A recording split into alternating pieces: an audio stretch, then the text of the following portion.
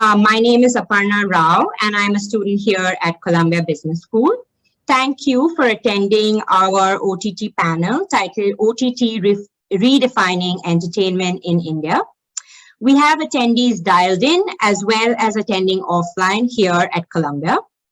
Our discussion will be roughly 60 minutes with open Q&A at the end. So please type in any questions you may have in the Q&A box. We are excited to have a distinguished panel here today, comprising of Aditi, Shrivastava, Dhawal, Gusain, Naveen, Kasturia, Pratik, Gandhi, and Sid Shakdher. Each of our panelists have made an impressive impact on the Indian OTT industry. Without further ado, I would also like to introduce our moderator, Professor Sharad Devarajan, before he starts off the panel. Professor Sharad Devarajan has served for over a decade as an adjunct professor at Columbia Business School, teaching classes including media, marketing and entrepreneurship, and virtual reality and artificial intelligence. He is the founder of Graphic India and Liquid Comics and has created and produced over 200 animated TV episodes and over 300 comics. Most recently, Sharad was creator, showrunner, and producer of the award-winning Disney Plus HotStar series, The Legend of Hanuman. He has also created and produced 70-episode series, Bhalu Bhabi, The Lost Legends for Amazon Prime Video, and created the Indian superhero character Chakra the Invincible with legendary icon Stan Lee. He is also a producer on the recently announced Netflix film, The Archies, an Indian reimagining of the popular Archie comic series to be directed by Zoya Akhtar. Previously, Sharad was CEO of Virgin Comics, which he founded with Sir Richard Branson, and also worked with Marvel to create the Indian Spider-Man, transforming Peter Parker into Pavitra Prabhakar, which was heralded as the industry's first trans creations. Thank you, Professor, and looking forward to an engaging discussion today. Thank you, Aparna. I think we may be missing one panelist, Sidharth, so I'm not sure if he's been let in yet. So if you see him, we can add him in. Yes, let me just check. And while we're doing that, I'm just going to introduce some of the other panelists here, because first, I just got to say I'm a big fan of everyone's work here. I mean, this is really exciting to just, interact with all of you, and hopefully we'll get to do it in person sometime soon. Hi, Sidharth, how are you? So great. So I'm just going to give a brief intro to all of you, but I would prefer, as we jump into questions, since all of you have such amazing backgrounds and just such amazing experience, that you share a little bit about your journeys as well for the students, which I'm sure they'd love to hear, and some of the bigger challenges you're facing right now. Dhawal has more than a decade of experience in the industry and has held management and leadership positions in various sectors and countries. Dhawal previously served as the CEO of TVF, an online digital entertainment channel that has produced some of the world's most talked about youth-oriented shows. Their online series was once the world's second most watched long-form web series. And in 2020, he departed TVF and is currently part of the amazing team at Disney Plus HotStar, where he is the EVP and head of content ops and insights and new initiatives. Pratik Gandhi is a critically acclaimed talent. Pratik is an Indian theater and film actor who primarily works in Gujarati theater and cinema. He is widely recognized for playing Harshad Mehta in the 2020 Sony Live biographical series Scam 1992. His amazing career and body of work has also included his starring role in the hit film Wrong Side Raju, which went to win the National Award for Best Gujarati Film. His biographical drama web series Scam 1992, which was released in 2020, depicted the stockbroker Harshad Mehta and became an absolute blockbuster. Naveen is a talented actor known for his work in TVF drama series Pictures and TV Aspirants. Naveen also wrote and directed his first ticketed play, Kel Kel Main. He's also worked on many ads with some of the biggest brands, including Vodafone and Mahindra. And Sidharth is the EVP and CMO at Disney Plus HotStar. His mandate traverses the entire consumer journey from freemium users to subscribers, and he leads the direct-to-consumer growth, marketing, and communications and partnerships groups. He has been one of the key architects responsible for building HotStar into the streaming powerhouse it has become today. Aditi is the co-founder at PocketAces, a new age digital entertainment company making highly engaged content for the millennial. The company reaches 50 million people weekly via their channels, Filter Copy, Dice Media, Gobble, and Loco. As social media becomes increasingly powerful in influencing how people think and act, progressive media companies such as PocketAces can have a significant impact in shaping the future of this world. So with this rockstar group of panels, I thought, we're going to keep it a little bit more informal. And I want to just go around, and I'm just going to open up with one question to kick it, which is, as we've seen over the last few years, India has become one of the most competitive battlegrounds in the streaming wars, with major international and local players all fighting for this new audience. So what are some of the macro trends you've seen in audience behaviors over the last 5 years? And where do you think that's going maybe 5 years from now? So why don't we start with Dhawal? So thanks Sharad and Parna for a warm welcome and such kind words. First of all, it's great to be in this panel. I see some faces that I've worked before. Some of them are new. Good to see you again, Sid. Long time. And Naveen. So we go back a long way. I think the first guy, shortly after I joined TVF, just to give a background to the group, pretty much one of the first people I got introduced to was Naveen, because he had just done this wonderful series that you talked about, Sharad, the pictures, and he was very kind enough to induct me into the TVF fold.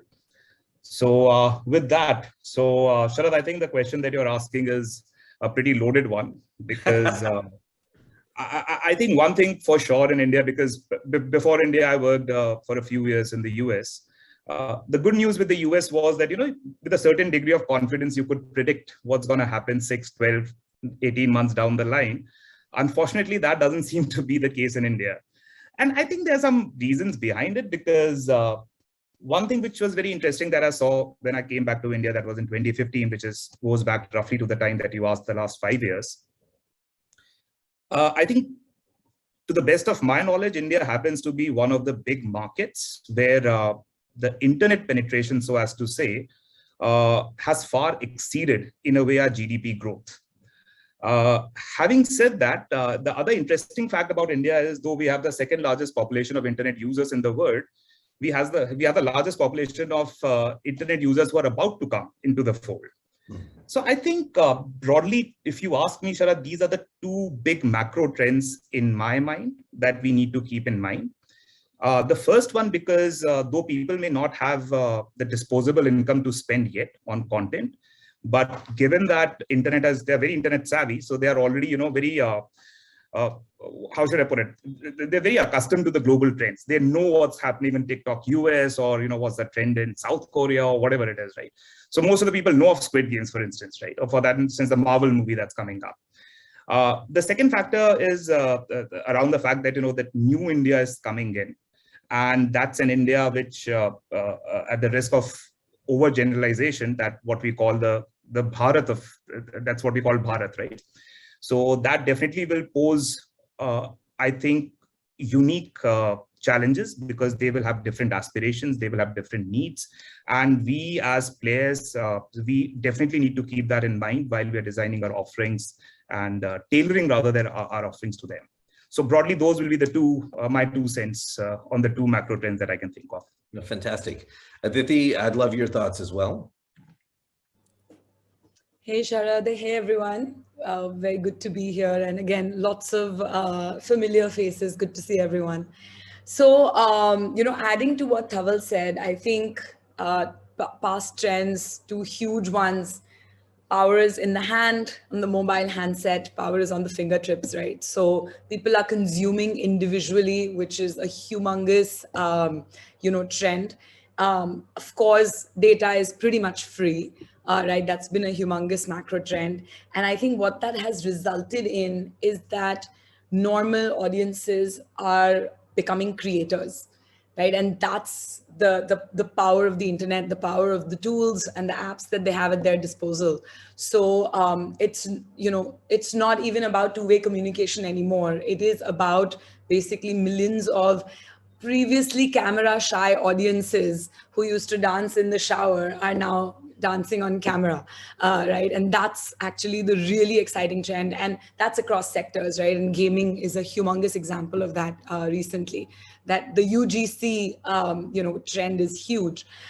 In the future, of course, consumption across the day will continue, right? So this is what we say, like from the moment when people wake up, start browsing on their phones, sitting on their pots, browsing on their phones, commuting, browsing on their phones, at work or in college, browsing, watching content. So, and, continuing to when they go to bed. So multi-format content, whether it is 30-second video or even 10-second video, all the way to, multiple episodes, series, long form stuff, everything will continue to be consumed. So people are consuming across genres, across formats.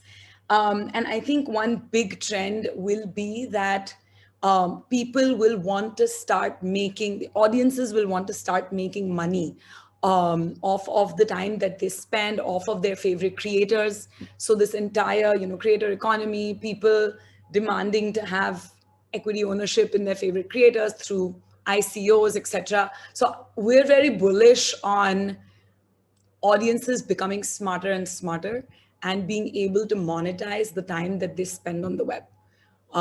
So we think that's going to be, in addition to what Dhawal said, Fantastic. in the future. Yeah, lots of things to unpack, as we will in this conversation. But Pratik?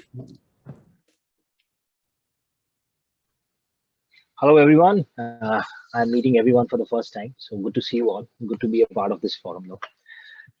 And now, as far as the trends are concerned, as an actor, what I've observed all this while is, because I come from theater, that to a regional theater and regional cinema, and then to mainstream. What I've seen all these years, and especially in last 2 years, the way change happened, it happened so fast, and drastic changes that we've seen.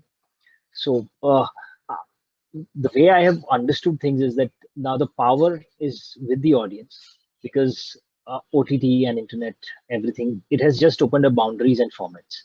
So there are no set formats. Earlier, we used to hear this term a lot, that audience doesn't want this. Audience, I think, only wants this.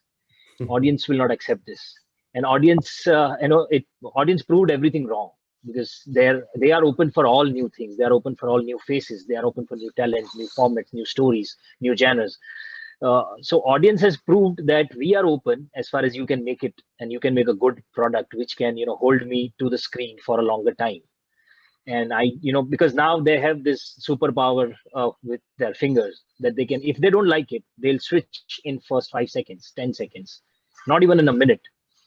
So we were taught in the theaters, when I still work on theaters, but we were taught there that you grab the audience in first 30 seconds and take them in your world, and then they are with you for the rest of the play. That runs for almost 2.5 hours.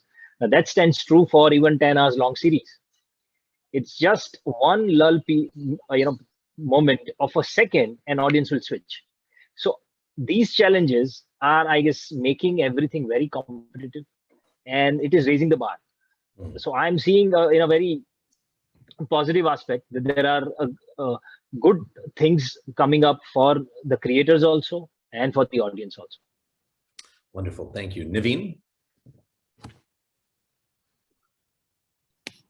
I think everyone has almost completed what I would like to say. I mean, it's pretty much on the same lines. I mean, we all know the emergence of OTT and how it has affected all of us. I think Pratik and Aditi and Dhawal, I agree with everything that they've said. It's like, but I still feel, I mean, it's very. When you asked about the trend, I thought you were talking about the trend related to content, and I still feel, whatever is going on, it basically, when we say that we've raised the bar and it's helping us in raising the bar, it basically means that we just have to work on better scripts now, because only that is going to sustain. I mean, of course, because it has a wider reach, OTT, and there's a section for every kind of content. But but I still feel that it has made everyone believe more in the right content. I mean, people there are no shortcuts anymore. I think people have to work on their scripts if they want to, make make successful things. And I'm just talking about long format stories. I'm not talking about the smaller versions. I'm not very aware of the trends that are, the business aspects of the smaller, like videos and all. So yeah, that's what I also believe. Yeah, wonderful. Sidharth? Sorry, my internet's acting up a little bit. Please let me know if I'm not clear at any point. I think the macro, thanks, Sharad. The macro trends for me would be, if you look at it, two things spring to mind, right? So the first is that people are willing to pay for good content, good stories. I think it's very different from how it used to be 3-4 years ago or 6 years ago when I started with HotStar. TV, you pay for TV and you pay for cable, but it doesn't register as paying for content. It is just something you used to, like, you pay for the gas, you pay for TV, and it's a cable for the whole family. And television used to be for lack of a better term, and I've heard it when I've spoken to consumers, television used to be the dining table of the family. So at 9 p.m. in India, everybody would come together to watch TV, and really that's the food and everything is going on at the same time. So it's really where the family collects together and has, eats together, watches things together. And it was all considered free entertainment. But I think now there's increasing openness to the fact that people are willing to pay for good content and for good stories, right? I think that's one trend a big change that I'm seeing. The other big change that I'm seeing, and I think Pratik mentioned it in different words, but for me, I think people are embracing plurality. They're realizing that they are not just, everybody doesn't just watch one kind of content.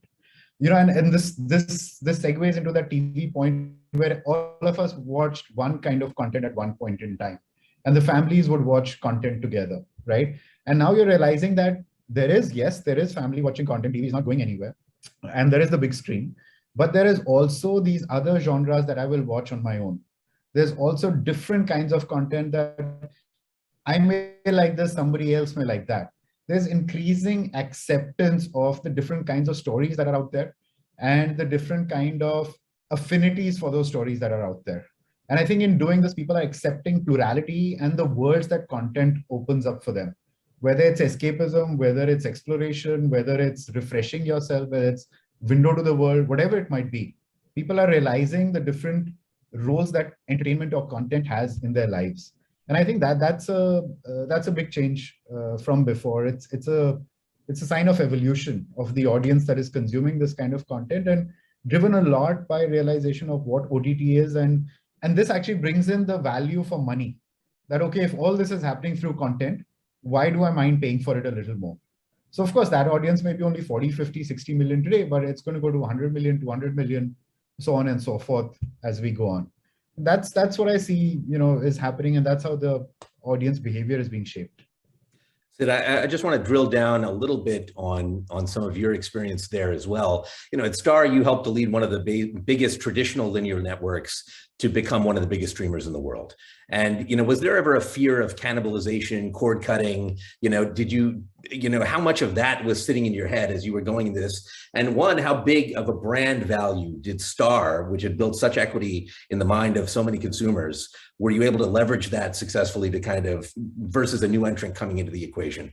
And how much cannibalization did you actually see in the end, I guess? Very excellent question, Sharad. And I think I'll talk about 2 points here. The first is, I think our strength came from the fact that we were not afraid to, I won't say go up against our own network, but I think we were never afraid of what digital would mean for TV. So we never saw digital as an add-on. We saw it as a completely different experience. We thought of India as everybody would have 2 screens, TV and mobile, and neither was bad for the other. Everything was an add-on experience. So we were never afraid of taking people to cricket on digital, taking people to TV viewing on HotStar started with catch-up TV. So when you'd miss your programs, you'd come over the next day. but that was just the early adopters. That wasn't our goal. Our goal was always that this would be a second screen. There would be as many people, eventually there'd be as many people watching it on HotStar as they watch on TV. And it was the conviction of a lot of senior leaders like Mr. Uday Shankar, etc., who kind of never shied away from this fact, right? That digital is a big experience in itself. So I think that was our strength. And over time, we've seen both have grown. TV has not degrown for Disney or Star at all. TV has grown as well, and HotStar has grown as well. So what has happened is that lives have changed, lives have evolved. People have started, their time for TV is separate and their time for digital is separate. And both have added to each other. There's really not been any cannibalization that I can, speak of. What was happening earlier, right? So for example, if you take cricket, people were just missing out on cricket. If they weren't in front of their TV, they were missing out. Today, they're not missing out, they're getting it on HotStar, right? They like a story on TV, say Anupama, which is a top running show. They love watching Anupama. But like I said, the person also realizes he has a mind, he has a liking for Pratik's latest show, which my team has been pushing out on Disney Plus HotStar, which is called The Great Indian Murder, right? They also like that. So they set apart a separate time for that. Overall consumption has gone up. And if you looked at it, India's entertainment consumption was, a sub multiple of what US entertainment consumption is. So it's a sign of a more mature entertainment consumption industry. And we were much below that. So there is a lot of headway to grow for multiple screens here. So we never saw it as cannibalizing one or the other. And that's not what has happened. Both mediums have grown for us. Which is fantastic. It's one of the rare things we've seen in almost any market globally is that in India, it's a rising tide has lifted all boats, right? That's right. And it's a very unique ecosystem. Yeah. Cord cutting may have happened for a few million top-end households in India, but it's been subsumed by the growing of the TV, which has grown even further and deeper into India. So I think for us, it's been growth on both ends, like you rightly said.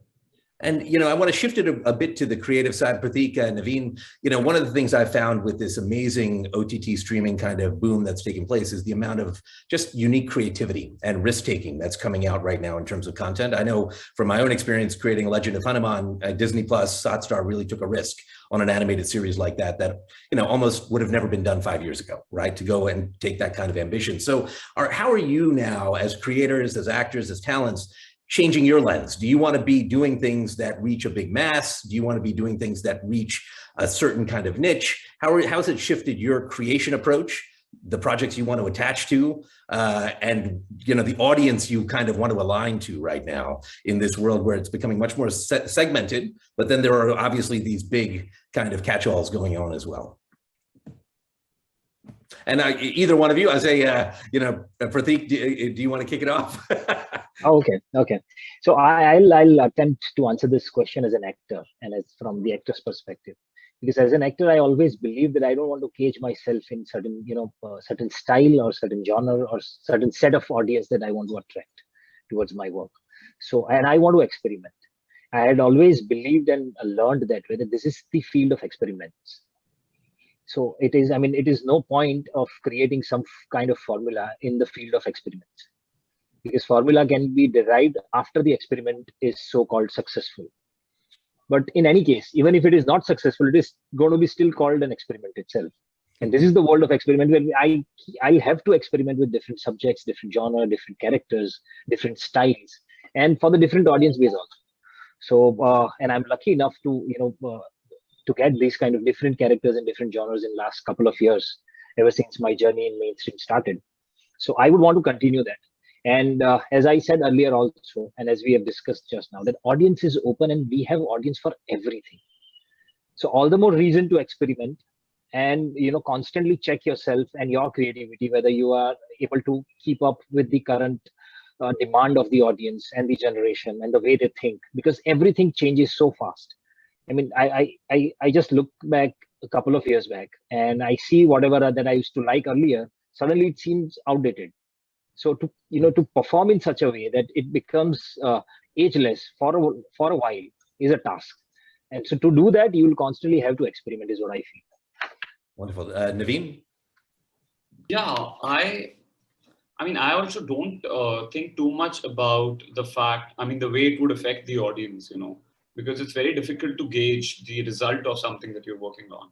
I select things according to, if it engages me, if the part interests me, then I go for it. I mean, I still don't think beyond that. I don't really think about the fact, if people are going to like me in this part, or if this kind of trend is working right now, because as Pratik rightly said, we don't really know. Scam came on, so it came out on Sony Live, and neither Sony Live nor that kind of content was, doing. I mean, people had not heard of such things, but it came out, and it just, it's probably the best show that came out from Indian OTT. So I don't think you can predict if certain thing is going to work or not, or if certain kind of, certain section of people are going to like this or not. You just go by your instincts. You just select things that you enjoy doing. I mean, that's how I probably pick things. So yeah. Wonderful. I want to flip the question now, because I think when you're sitting on the executive side of it, you have to clearly make choices from great talents coming in every day and pitching great ideas every day to you. And, part of it is, how do I take risks? How do I have a brand filter? How do I use data? All of these things are informing your greenlighting process and your saying yes process. I'd love just kind of your thoughts on, one, do you need to have creative instincts to lead a creative company? Do you think that's an essential part of the toolkit? And two, how much data has played a role in your decision-making? It's easy after the season's launched for data to come play a role, but in determining whether to say yes, especially in such a dynamic ecosystem where such risk-taking is happening, how do you make those calls? And, Dhawal, if you can kick it off, and then we'll go to Aditi and Sid. Yeah, sure, Sharad. So let me answer the first question. That was, do you need creative instincts? And at least that's my personal point of view, that absolutely yes. And the strong disclaimer being that I'm not a creative guy. But I have been very fortunate to be surrounded by some of the best creators in the country, be it in my previous job or the current one. And the only thing I had to ensure was not to come in their way of creativity. So, but yeah, I strongly believe that you do need creative instincts, because you come to think of it, right? At the end of the day, any kind of content is only part science and mostly art, right? The science is the second part of your question, Sharad, which is how can data and technology help us? So broadly speaking, at least, and again, I'm oversimplifying it. I think the only two ways it can help us is firstly, in a way, what to make, like what kind of stories to tell or concepts. And secondly, how to serve it to the audience, right? Those are the two broad things, at least what I can think of. I mean, when I say what to make, I'm talking just broadly about what types of genres are working, formats, lengths, actors, etc. But again, we have to be very careful that it cannot replace the art of storytelling, right? And it can only go that far.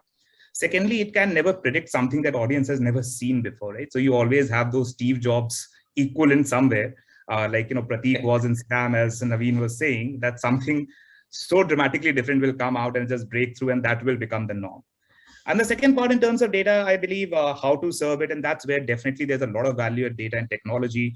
The AI has to be on point. So for instance, in short form platforms specifically, you really need to ensure that the cold start, the first thing that you see, the second thing served after that, everything has to be point. Pretty much, I think personalization and search in today's day and market are table stakes.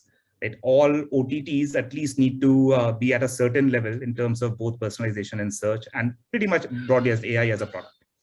So those will be my broadly the two responses. Wonderful. Aditi? So yeah, I mean, I think to to answer your question, the creative instincts are obviously the basis, right, of where everything starts. And I think passion for storytelling and for telling new and unique stories, and the technique and the art of storytelling, that is 100% like very important. That's where you start from. I think the question though that you asked is quite loaded, because see, traditionally media has been what people call a hits driven business, right? There's a 50%, like some, there's no way to test something before you've made it. And then there's a 50% of chance of success. and a 50% of chance of failure. Traditionally, this is how it's been.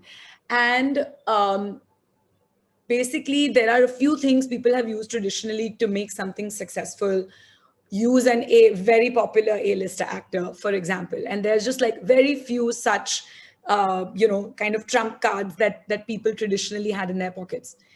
I think we're in a very, very different space now, where it is actually possible to test things before you invest, lots of monies in making even a pilot season or a pilot episode, right? And I think that's a huge part of how we've been thinking at PocketAces right from inception. So to give you very simple examples, that's how we've been using our direct to consumer channels, right? So whether you're on social media or in other ways, you can test concepts, you can test ideas in short form, you can test it via surveys, via polls. And what used to be a 400-person focus group, after creating an episode, making people watch it and seeing the reactions, you can actually do that at scale with millions of people, by testing themes, concepts, actors, right? So basically the way we usually work is that when a beautiful concept that we think is addressing a gap, right? So that's the other problem. When you evaluate something after it's come out and after it's become popular, what you see is this herd mentality that tomorrow everybody wants to create a scam, or everybody wants to create a cop drama, or everybody wants to create a gangster show, right? Or everybody wants to create something based on K-dramas, right? So how do you get out of that herd mentality is finding where gaps exist, either in genres, in communities that are represented, right, and in stories that are untold. And how do you test them? Because that's the thing, right? There's a fear to put out something that hasn't been done before and hasn't worked before. And this testing at scale can help address that fear. So when a new story, when a new concept comes to us, we try to test it with our audience at scale. And those may involve 10 different experiments that we run that audiences don't know that they're actually part of a test. They think they're being entertained. And then we basically green light and invest in. And even during the writing process, right? So for example, during one of our popular series, What the Folks, and even during our Netflix series, Little Things, when we are actually thinking about, okay, there's these multiple story paths that we can take, you actually can test out story paths as well, right? And inform the writer's room. Writers don't have to blindly follow data or blindly follow results that they get, but it just helps to be informed as to what the audience might want to see. And then when you're making content at scale, it helps to increase that hit ratio significantly. Right? And I think that one very important point is, Sharad, we have not developed the muscle of multi-season successful storytelling in India yet. It's being currently developed. We are very much a film muscle, right? A finite storytelling. And so training creators and training ourselves as producers and showrunners to think about, okay, how many good seasons can this concept have? How far can you take it? So how many subplots? How deep are the characters that you're building, right? How do these subplots remain open and have arms and legs across seasons? This is the muscle that we are developing right now. The disciplines of a 12-month cadence. You find actors as well as writers becoming bored of their own series. It's a very interesting phenomenon that, in Hollywood, obviously, you have people working year on year for 10 years on the same show. And in India, you find people getting bored and wanting to then tell new stories in the third season of their own show. It's very interesting. And not to, not to cut it off, but I think that is an amazing insight there, that we have, lived in a culture that has had, big one-shot content in film, and maybe even the extreme of daily shows like Star has done, where it's, a total other extreme that you're kind of living in. But very rarely have we had this, sort of seasonal arcs kind of long form episodic content. And it does create, just different types of modalities. It also creates a void of showrunners, as is traditionally created in the West, because that modality, the creation of showrunners, the training of a showrunner has, if you take it from film into show running, they're used to a different type of content experience and a different type of development experience, right? And so it's created challenges there. But Sid, I want to get your thoughts on, the larger questions that I was posing on, do you need to be a creative instincts to run a creative company, and how you look at data and decision-making on greenlighting? I think I don't think there's a debate around the fact that you need creative instincts. Now, those instincts come from multiple things. It comes from your experience. It comes from your innate ability to visualize things. It comes from the process you put around things. For example, Dhawal mentioned the framework, the faces, the production quality, the rigor around the writing that you put in place, right? And all of this essentially talks to at least making a show that is of a certain quality, of a certain level. You still cannot guarantee a spiky thing like a scam, right? That just comes out of innate brilliance or once in a while or whatever it might be, But at the end of the day, if you want to guarantee a good show, you need all of these things which kind of aid the creative brilliance or the innate creativity in coming out, right? And I think the muscles that we still need to develop in this area are, like Aditi pointed out, how do you make long-running seasons, right? And it's a fallacy that India doesn't have long-running seasons, because India on TV, it's been nothing but long-running seasons, which have run for years and years and years. The only problem is that it's catered to a specific kind of audience, the shows that have happened. And the leap we have to make is to go from that to having, say, a thriller running for years, or having a sitcom run. Sitcoms have also run for years. I mean, if you go back to TV in the 80s, 90s, Ye Jo Hai Zindagi and all of that stuff did run for quite a long time, right? So I think but somehow we kind of came down to one set of audience and made stuff for it, because it was the common denominator, right? Common multiple that we were creating for. And I think as again, audiences start getting used to different genres and start opening up to different genres and their own entertainment likes and dislikes, you again have the opportunity to build that muscle and build long-running seasons on different kinds of shows, right?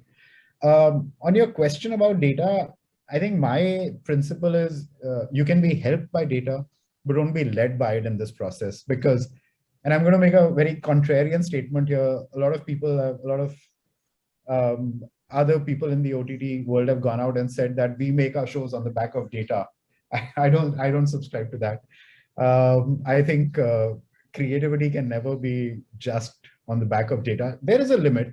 I mean, you can say, okay, and a lot of these students here would know about product market fit, right? And you would look at an underserved audience, or you would look at a genre that is underserved with a particular audience, and data can point you in that direction. That, look, here's an audience, here's a genre that's underserved with our audience. In the past, it's worked, blah, blah, blah. But what comes out after that, I don't think data can go, deeper. Then once a show is made, right? And I'll tell you an example about The Great Indian Murder. We made different kinds of marketing aspects to the show, marketing cuts to the show. The show goes into 7 or 8 locations, right? And the story goes through all these 7, 8 locations. And our first promo was about how it jumped from location to location to location and did different things there. And we tested it against another promo that was not focusing on the locations, but just focusing on one aspect of the story, right? The humor was in it, etc., etc. And eventually the first promo we checked, we did the concept testing, and it didn't work. It kind of confused people. So in trying to show the scale of the show, we were confusing people. So a simpler story which would bring them in and then let them discover the scale of the show was really what was working. But we did this in post testing for marketing, right? Post the show was made. So again, it's an example of data coming in and helping us intrigue people and push them into watching the show. But not when the show was being made. I mean, I don't think any data would have helped there in deciding what the story was or what Pratik or Tigmanju should I do think, or say, etc. you know, Sid, what I found so interesting with obviously teaching so many MBAs at the school is that there's so many that would like to get into the creative ecosystems, but, you know, want to understand is there processes that they may not have the creative instincts, right? That they feel can hold them back to going into a job like that. But they will, and are curious of the processes, right? Like, are there ways to really kind of develop processes and systems or leverage data? And so, you know, obviously there's this push and pull because we are living in art and science in this ecosystem, and it is something that is, you know, one of the things that's there. But I want to shift gears a little bit to how you all would measure, I guess, in some level. But Pratik and Naveen, I'd want to kick it off with you first. You know, how do you measure the balance between what I would say is critical success and commercial success right now? Because there are many choices you make in your career, and a lot of those choices, you know, could be to get commercial success or to really push the boundaries of something that could be critically acclaimed, but very, very niche in terms of how it's viewed or how it's seen. And again, bringing it to the other panelists as well, like, you know, is there a point where the metrics of success on your platforms, how are they defined? Is it pretty much just views, or are there other things that really play a role in that as you're making decisions? But why don't we start off, Pratik, Naveen, whichever one of you.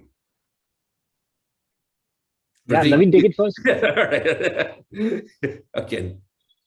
So I would, I mean, it's,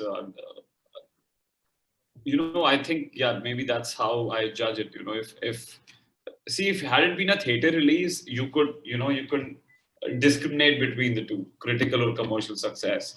But for an online release, I believe if it's a good show, if it's a good story, people would inevitably watch it. You know, this is what I feel. So I don't really see it as a critical or a commercial success. And if lots of people have seen it and they have liked it, you know, and they have loved it, you also see lots of changes. I mean, you would see some kind of harkat on your profile, like on your Insta page also. You know, you would start noticing these things. So even if big critics, they pan certain things, you know, and they say it's a bad show, or it's a bad story, it's a bad script, but lots of people are loving it. I don't know if that is a commercial success and critical failure because a few critics have not liked it, you know.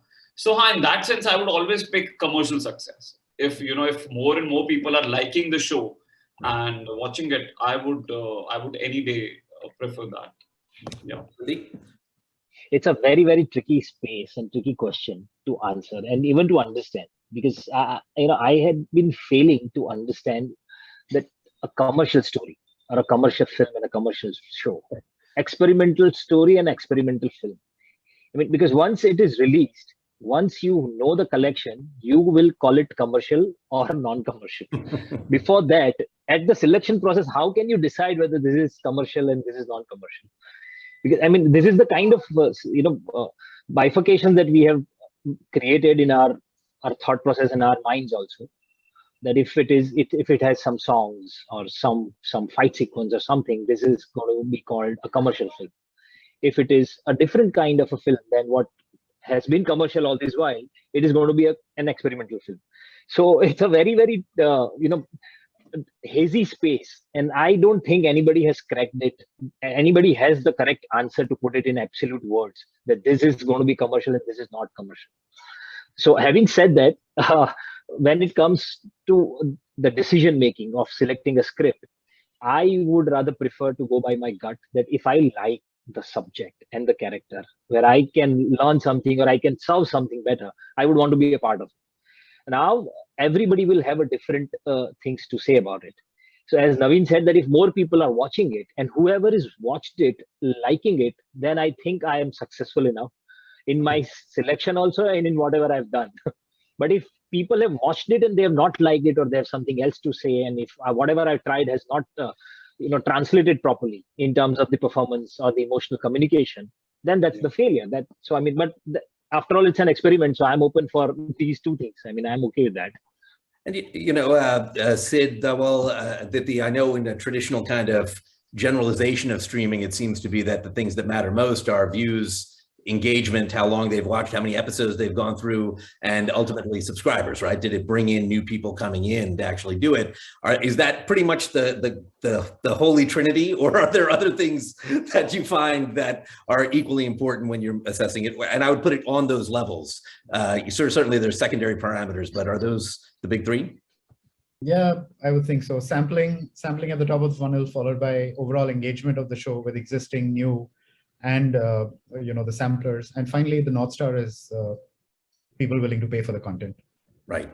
And Aditi?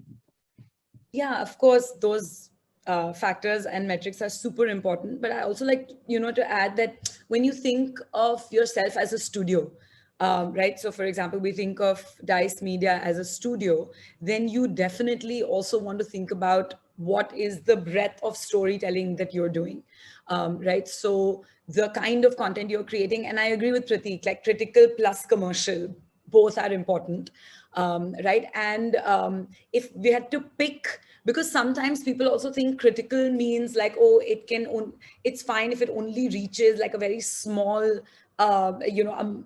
base of audience, and like, for example, you take it to a festival and that's a great critical success.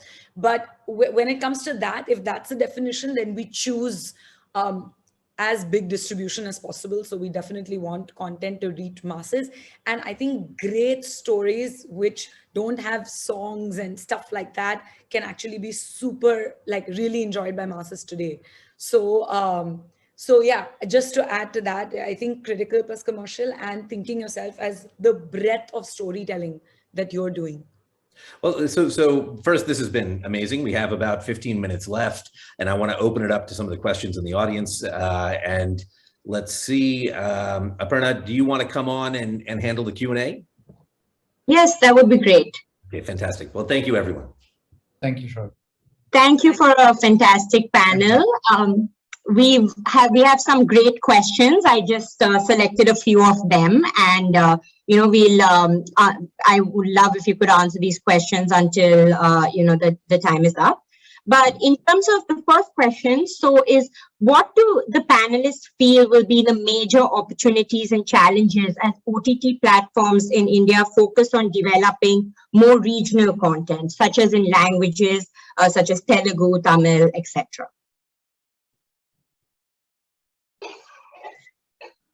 I can take that. Yeah, feel free to, Aditi. Yeah, very quickly. So we've just released our first Telugu series, and 2 more in the pipeline are doing really well. Regional is a humongous opportunity, both on audio visual as well as audio. And actually, regional content in India typically has been extremely high quality. Tamil, Telugu, Marathi, Malayalam, Gujarati, Bengali, etc. I think it's a humongous opportunity. There's a huge amount of audiences. I think challenges are just, again, creating that muscle, of new formats across the country, which is, I think, happening at a pretty rapid pace. Yeah, I'm sure if others would like to add anything. Yeah, I mean, I'm not sure if there's a language specific challenge. I mean, every industry functions with its own set of constraints or not, practice procedures, whatever it might be. And every industry is able to churn out excellent quality when it has to. So every language or industry, whatever you want to call it, we've seen it across languages, etc. But stories have, I think one of the macro trends actually that we didn't pick up is the stories in one language being accepted by other audiences as well, right? So I'll give you an example.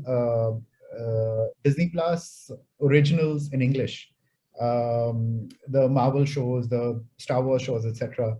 The language they're most watched in now in HotStar is Hindi, Tamil, and Telugu. English is also one of them, but Hindi, Tamil, Telugu are dominating. So it's I think quality of the story is becoming more and more important on OTT. So from that perspective, it's a huge challenge, because now your talent pool just doubles and quadruples, right? Because it's not just Hindi, it's also Tamil, Telugu, etc. So your ability to tell good stories becomes better and better. And in fact, I would like to add one point there, that the biggest opportunity here, or the biggest plus point that I see is each story has its own language. Earlier was a time where we had to force fit to cater to the larger audience. It has to be Hindi. So even if the character in the story demands it to be in some other language, we had to force fit in mainstream so that it reaches out to the bigger audience. But now we have that opportunity that whatever story demands, we can actually have that language. And that's a very, very big plus point. And I've seen so many series that you've seen where they've used those languages without any fear, and audience at large has accepted it. So that's a very, very big plus point, I think. Yeah. Can I just add to that point? Actually, what is important also is that the creators are realizing this, and so there is more effort put behind telling that story in a different language. For example, if you take Pushpa, right? I'll give that because that is stark for me. The Hindi songs are as big a hit as the Telugu songs. And the dialogues in Hindi and normally what happens is in the past, you would dub and it would lose its flavor, right? But this time there's such a concerted effort on the voice, on the dialogue, on the intonation, on the songs, that they're equal hits in both languages, right? So it can't happen unless you accept that, you realize that, and then you put that effort towards it. So I think that's a great development. Great, thank you so much. If no one has anything to add, I'll move forward for the next question. So the next question is for Naveen and Pratik. So what is important for you, and what have been your considerations when choosing a team to work with, for example, producers, directors? And then our audience would love to know if there are some exciting projects that you're working on that we can look forward to. Naveen, you can go ahead if you like. Okay. I mean, we just spoke about this, I think, a few minutes ago. Mostly the most important thing is the script. Like the script in entirety. Like if I like the world that I am trying to get into, I mostly rely on that. Then comes my role. And then who are like people who are making it. If it's if it's a bigger production house, it helps. Even if if the script is not that good, but I know the production house is bigger, or if I'm a huge fan of the director. But it comes sabse pehle it's the script, then the role, and then I think the makers. Yeah, that's how I pick my script. Yeah, I would agree with Naveen. I mean, that's the usual process of any actor. That's how we actually go about the script. So the script, if the content is exciting enough for you to be a part of it, that is first and foremost. And the other thing, when it comes to gauging the team that you're going to get involved with. So what I want to look forward in the team is the intent and the passion and their creative inclination overall. Because see, creatively, one story can be told in many different ways. But the way we read it together, and if it resonates with each other, then that gels well, and that comes across. So that's what I try to gauge, and that's the risk that we take everywhere. Great. And then I think we have time for about one or maybe two more questions. So in terms of the next question is, so what are some of the content considerations when viewing content on large versus smaller screens, given the, particularly because of the high smartphone penetrations in India? So whoever would like to join can pitch in. I mean, I can probably give my thoughts and then leave it open. I think one key difference, obviously, between the large screen and small screen, and this is not necessarily true for all the cases, is a certain degree of individual viewing versus a group viewing, and that needs to be kept in mind, because as an individual, you will be open to experimenting more number of things, but when you are in a group, you also need to take into consideration what others are going to watch. Right? So one is from that behavior per se, and then obviously then there are some technical differences, but they are minor. But I think for me the big one is group versus an individual, and that definitely affects the kind of stories that you as a user are going to consume. I think just to add to it, I mean, from what we're seeing across platforms, not just our own channels, I think 75% of the consumption happens on the mobile phone, right? So as a creator, keeping that in mind, and also keeping in mind what kind of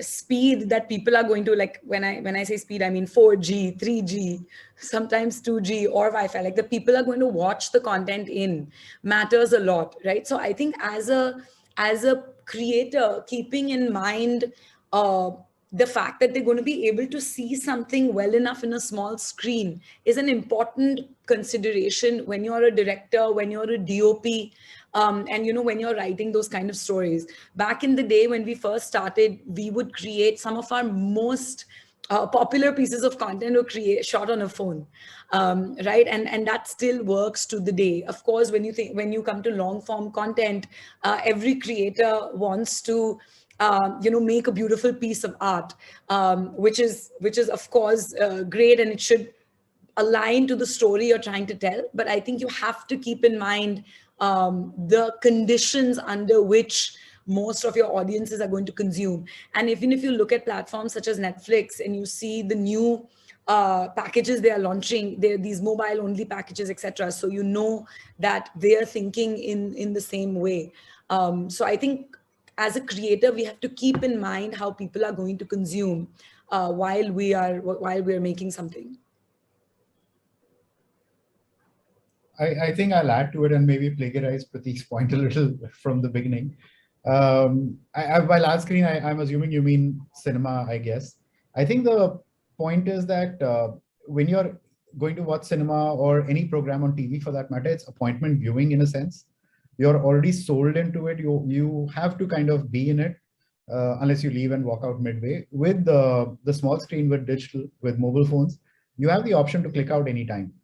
30 seconds, a minute, if I didn't grab you, you have the option to click out. So the onus to tell a good story that grips you, I feel actually is much higher on the digital medium than it is on the big screen. Of course, the big screen will have its own canvas, but the point is the onus to tell a good story is really high on us as digital creators. And I think that there's not enough appreciation for the good work that's done in this area. But I think it's a big challenge. Yeah. Well, I think we've come close to our time. I want to thank everyone so much for attending. I know it is late in India and fairly early on Saturday. Thank you so much. Thanks again, Professor, for moderating. We spoke about very interesting topics, including the macro trends, including selection of content and roles, as well as importance of personalization, search, testing. So I thank everyone for attending today and for being panelists. We'd like to wrap up the panel, and then we'll have one of my colleagues join for the closing remarks for today. Thank you, everyone. That was a blast. Thank you. Bye-bye. Thank you. Thank you very much, guys.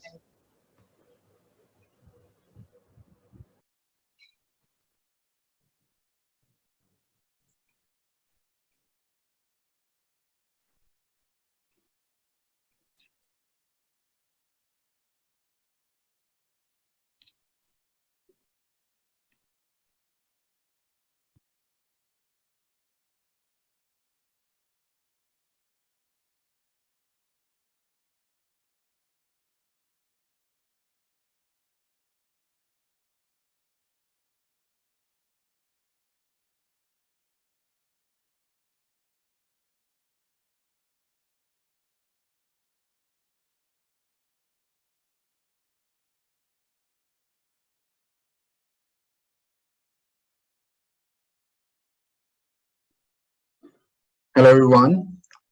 Hope you enjoyed this insightful last session of our conference. A special thanks to our audience back in India who have tuned in so late at night, and also to our speakers who joined at this hour.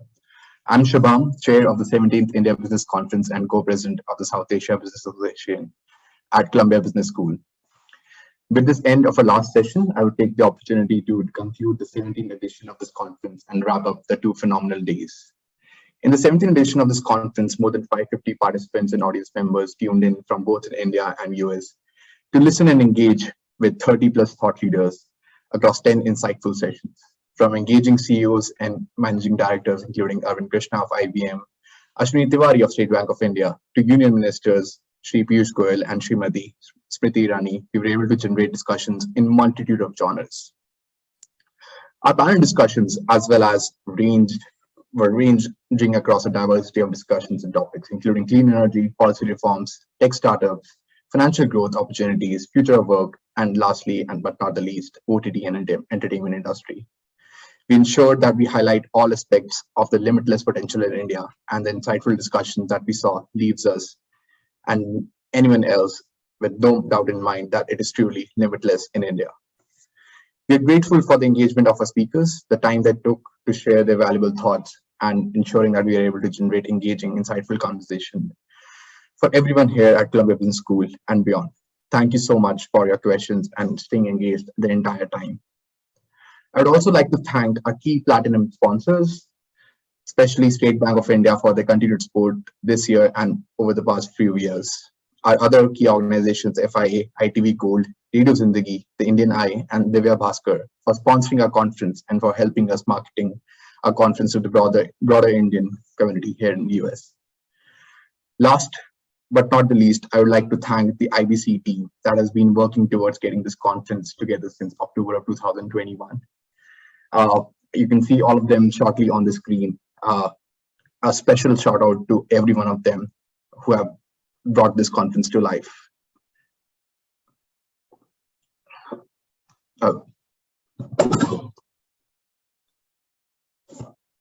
Thank you again. We look forward to seeing you at the 18th edition of this conference, which will hopefully happen in person in New York City. Please stay engaged with our social media for any other updates. Thank you.